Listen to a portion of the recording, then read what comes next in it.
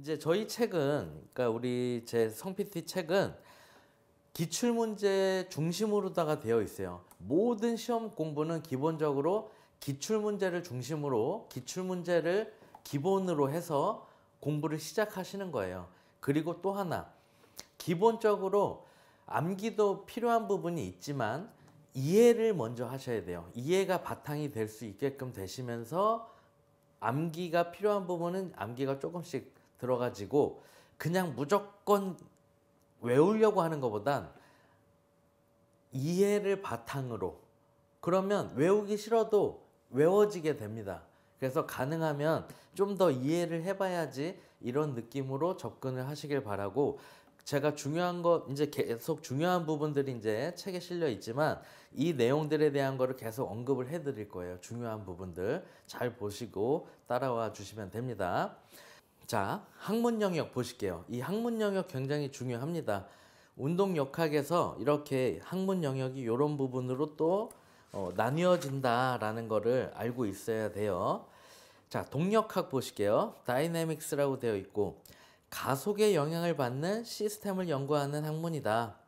동력학 하면은 느낌이 그 움직일 동자의 느낌이 있죠. 그래서 다이내믹한 거. 그러니까 뭔가 움직임이 있는 그러한 부분이다라는 걸 기억하기가 좋죠. 가속에 영향을 받는다 라는 거. 그리고 작용하는 힘들 사이에 평형이 이루어지지 않아 결과적으로 운동 상태가 변화하는 상황을 연구하는 학문이다. 그러니까 결국은 그 작용하는 힘들 사이에서 평형이 이루어지지 않기 때문에 결과적으로 운동 상태가 변화한다라는 건 무슨 말이에요? 움직임이 있다라는 거죠. 그렇게 기억을 해주시면 되고, 운동학 보실게요. 키네매틱스라고 되어 있죠. 여러분들이 주의하셔야 되는 게 운동학과 운동역학하고 헷갈리시면 안 돼요. 구분을 명확히 하셔야 됩니다.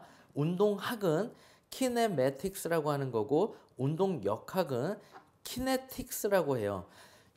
여기 이제 영어에 대한 표현도 이제 같이 많이 실려져 있는데, 이제 여러분들이 이 생체 시험을 보실 때도 같이 영어로 이렇게 같이 표기가 되어 있어요. 그래서 약간 헷갈리는 부분들은 이 영어 단어를 이해를 해 놨다가 보시면 또 도움이 되는 경우들도 있어요.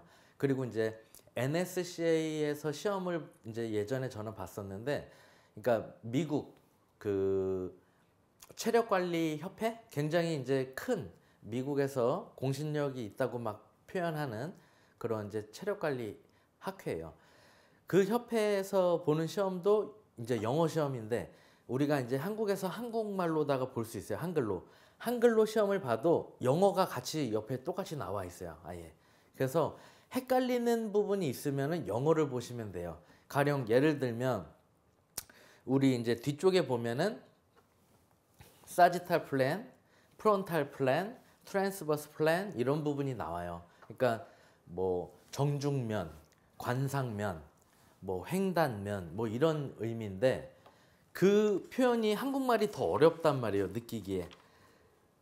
왜냐면 그 정중면의 경우 전후면이라는 표현도 쓰고 시상면이라는 표현도 쓰고,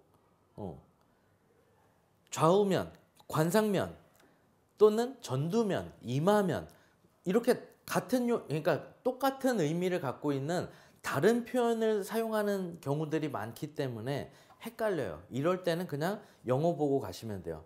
아, 사지탈 플랜, 아, 프론탈 플랜, 이걸로다가 그냥 끝. 그래서 경우에 따라서는 이렇게 지금 설명드린 것처럼 영어가 더 도움이 되는 경우들이 있어요. 영어가 오히려 더 심플하다. 그렇기 때문에 영어도 여러분들이 조금 더 친숙하게 보시면 도움이 되실 수 있습니다. 자, 보실게요. 운동학은 운동의 원인이 되는 힘을 고려하지 않고 대상 물체의 위치, 속도, 가속도, 각도, 각속도 등을 기술하는 학문이다.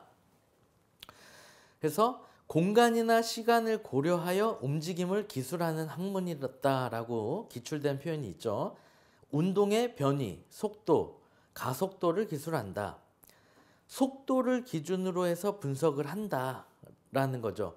아까 위쪽에서 봤었던 것처럼 위치, 속도, 가속도, 각도, 각속도 이러한 부분으로다가 이제 분석을 한다라는 거예요. 예시를 보실게요. 골프 드라이버 스윙 시 클럽 헤드의 최대 속도를 계산한다. 속도 나왔죠? 속도. 그리고 자유투 시 농구공이 날아가는 궤적을 측정한다. 농구공이 날아가는 그 궤적, 즉 각도죠. 그 부분을 측정을 한다라는 거고, 야구 스윙 시 배트의 각속도, 그죠? 각속도를 측정한다. 그러니까 이것도 다 운동학에 포함이 되는 부분이겠죠. 테니스 스트로크 동작 시 팔꿈치 각도를 측정한다. 각도, 속도, 그렇죠? 각도와 속도 이러한 부분이 나오면은 운동학이구나라고 구분을 하실 수 있으시면 돼요. 그래서 운동학인지 아니면 뭐 동력학인지 운동역학에 포함되는 예시인지 정력학에 해당되는 예시인지 이러한 것들을 여러분들이 뽑아낼 수 있어야 되는 거죠. 객관식으로 이렇게 문제가 있을 때. 그래서 무게중심, 관절각 등을 기술한다. 이렇게까지 되어 있죠. 그게 운동학이다. 자, 운동역학은 뭐냐? 키네틱스. 스포츠 상황에서 인체 힘의 원인과 결과를 다루는 학문이다. 힘의 원인과 결과를 다루는 학문. 힘의 작용을 연구하는 학문이다. 운동의 원인이 되는 힘을 측정한다. 계속 힘 계속 폴스에 대한 게 나오죠. 힘에 대한 내용이 운동역학인 거예요. 운동을 유발하는 힘에 대하여 연구하는 분야로 내력 및 외력이 중요한 변인이다. 뭐 예시로다가 토크, 그죠? 회전력이 토크예요. 뒤쪽에 또 나오겠지만.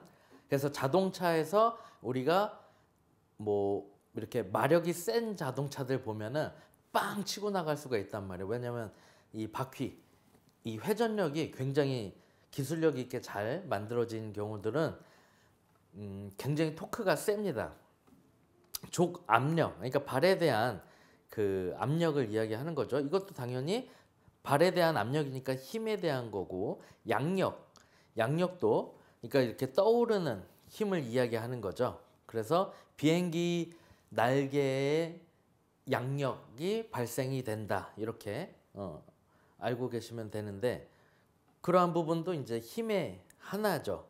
그리고 스쿼트 동작에서 대퇴사두근의 근활성도를 측정하는 거, 이런 것들도 그 힘에 대한 거를 측정하고 분석하고 이러한 내용이죠.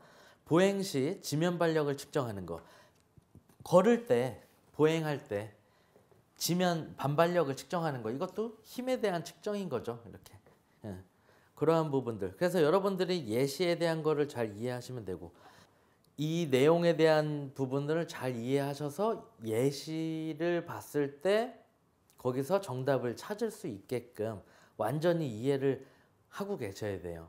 온전히 이해를 제대로 하고 계셔야 되는 거예요. 운동역학은 뭐예요? 폴스, 힘을 주로 다루는 학문 분야였죠.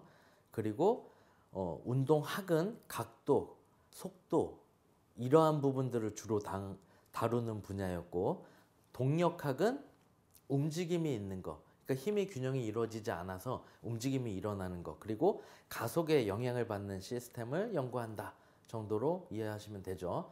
정력학이라는 게 또 있어요. 정력학 보실게요.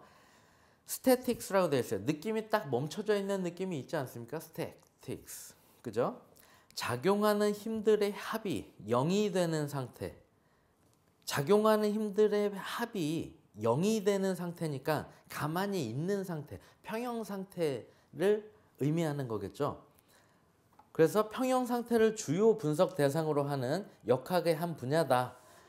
정지 상태 역시 힘이 작용하고 있는 상태다. 그러니까 움직임이 없이 정지하고 있는 상태여도 힘이 작용하고 있는 상태들이 있죠. 균형을 이룬 상태, 똑같은 힘을 주고 있으면 멈춰져 있으면서 힘을 주고 있는 상태가 형성이 될 수 있는 거고, 당연히 벽을 밀고 있어도 벽이 밀리진 않겠죠. 멈춰져 있고 나도 힘을 쓰고 있죠.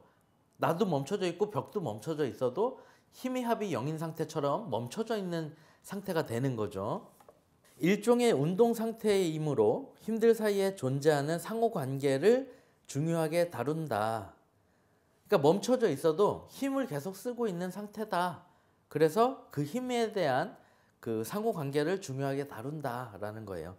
자, 예시 보시면 물체에 작용하는 모든 힘이 평형을 이루고 있고 회전이 발생하지 않을 때, 그러니까 여기서 얘기하는 회전은 만약에 덤벨 컬로다가 예를 들어 볼게요. 여러분들 헷갈려 하실 수 있으니까 회전이라고 해서 이렇게 뭐 빙글빙글 돌거나 이런 턴하거나 스핀을 주거나 로테이션 하거나 이런 회전을 의미하는 건 아니에요. 덤벨 컬 동작, 여기 덤벨이 무거운 덤벨이 있어요. 무거운 덤벨을 내가 손으로 잡고 이렇게 컬 동작을 하죠. 상완 이두근 운동을 하기 위해서 컬 동작을 하는데 덤벨 10kg짜리를 내 상완 이두근이 10kg 정도를 견딜 수 있는 힘으로다가 이렇게 있으면 멈춰져 있을 수 있는 거고, 그쵸? 그리고 내가 여기서 힘이 부족해서 이렇게 넘어가면 10kg짜리 덤벨의 무게에 이렇게 넘어가질 수도 있겠죠. 그러면 신장성 수축이 일어나게끔 되는 형태가 일어나게 되는 거죠. 이게 회전인 거예요. 이렇게 회전했다가 이렇게 회전이 되는 거죠. 말하자면 단축성 수축이 일어나는 회전. 여기서 지금 이런 회전이 일어난 거예요. 이런 회전이. 그렇죠? 그리고 이렇게 신장성 수축이 될 때는 이런 회전이 일어나는 거죠. 이해되시나요? 컨센트릭 컨트랙션. 여기서 이렇게 올 때 컨센트릭 컨트랙션 될 때 요 정도의 회전, 그리고 신장성 수축 이렇게 익센트릭 컨트랙션 될 때 또 요만큼의 회전, 토크가 일어나게 되는 거죠. 이걸 회전이라고 표현을 하는 거예요. 그리고 물체가 일정한 속도로 움직일 때, 물체가 정지하고 있을 때 이런 것들이 다 정력학에 해당이 된다. 그러니까 물체가 정지하고 있을 때 하면 정력학으로 딱 느낌이 기억하기가 좋은데, 물체가 일정한 속도로 움직일 때도 정력학에 해당이 된다는 걸 주의하셔서 잘 체크해 놓으셨다가 기억을 해 주시면 되겠습니다. 자, 운동역학 연구학자 보실게요. 아리스토텔레스, 많이 들어보셨을 거예요. 아리스토텔레스, 그죠? 운동역학의 아버지라고 불림. 우리가 지금 공부하는 과목이 운동역학인데 운동역학에서 아버지라고 불린대요. 그러면 중요하겠죠. 기본적으로 꼭 알고 있어야 되는 학자죠. 아리스토텔레스.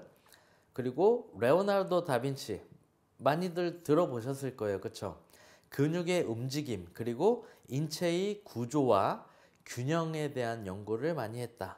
기억해 주시고, 갈릴레오 갈릴레이, 관성의 개념, 운동의 상대성, 그리고 운동의 복합 법칙을 발견을 했다. 여기도 이 정도는 알아주셔야 되고요. 아르키메데스는 딱 떠오르셔야 되는 게 지렛대의 원리. 그래서 굉장히 중요한 부분이죠. 부력 측정이 근간이 되는 아르키메데스의 원리를 발견을 했다. 그리고 지렛대의 원리를 발견했다. 자, 뉴턴 아주 중요합니다. 뉴턴은 별표 쳐놓으셔야 돼요. 지금 여기 나온 학자 정도는 우리가 기본적으로 알고 있어야 되지만 뉴턴은 굉장히 중요해요. 계속 여기 아마 시험 문제가, 뉴턴에 대한 시험 문제는 무조건 한두 문제 나온다라고 보시면 돼요. 뉴턴이 한 게 많아요. 그래서 꼭 알고 계셔야 돼요. 어려운 걸 하지도 않았어요. 정답 맞추기 굉장히 쉬운 부분이니까 꼭 알고 계시길 바랍니다. 자, 뉴턴, 근대 운동역학의 기초가 되는 세 가지 운동법, 잘 알고 계신 관성의 법칙, 그죠? 그리고 가속도의 법칙, 그리고 작용 반작용의 법칙을 발표한 학자다. 그래서 1번, 2번, 3번 이렇게 번호로도 인지를 해 주셔야 돼. 관성의 법칙은 1번 써 주셔야 되고, 2번 가속도의 법칙, 3번 작용 반작용의 법칙, 이렇게 숫자를 앞에다가 써놔 주세요. 문제가 이렇게도 나올 수 있거든요. 자, 뉴턴의 제3법칙은 무엇인가요? 작용 반작용의 법칙인 거예요. 그렇게. 그러니까 예를 들어서 제가 설명을 드린 거예요. 근데 요즘 문제의 추세는 뭐냐면, 여러분들이 정확히 이해를 하고 계셔야 되는 게, 지금 제가 예시로 설명드린 것처럼 1차원적인 그런 단답형의 문제가 나오지 않아요. 그거를 알고 있어서 2개 정도를 건드려 주면서 정답을 요구하는 이런 응용된 문제가 나와요. 복합적인 문제가 나온단 말이에요. 그렇기 때문에 조금 더 여러분들이 집중해서 이해를 하셔야 되는 겁니다. 자, 관성의 법칙 보실게요. 버스가 급 출발하거나 급 점거할 경우 어떻게 돼요? 갑자기 버스가 딱 출발하면은 이렇게 움직여지는 이거 생기죠. 딱 출발할 때 이렇게 되잖아요. 그죠? 딱 멈추면 어때요? 이렇게 되잖아요. 그죠? 경험 있으시죠? 다들 버스 한 번씩은 타보셨으니까. 그게 관성의 법칙의 대표적인 예예요. 그래서 즉 뭐냐면, 가만히 있었던 물체 또는 뭐 생물체, 그러니까 뭐 사람이라고 표현을 할게요. 그러한 부분들이 계속 가만히 있으려고 하는 거, 그리고 움직이고 있었던 물체 또는 사람은 계속 움직이려고 하는 거, 그 관성을 계속 유지하려고 하는 성질을 관성의 법칙이다 라고 표현을 하는 거예요. 그래서 사람은 사실 관성의 노예죠. 우리 뭐 자고 있으면은 계속 이렇게 좀 자고 있고 싶지 않아요? 계속 누워 있고 싶지 않아요? 특히 겨울에 이불 밖은 위험하고 밖에 나가기 싫고, 이불 이렇게 뭐랄까 하고 뿌리치고 이렇게 일어나는 게 너무 힘들잖아요. 그죠? 그 따뜻한 전기장판 안에 이렇게 있다가 추운데 그걸 박차고 이렇게 나간다는 게 너무 힘들지 않아요? 이건 좀 그런가?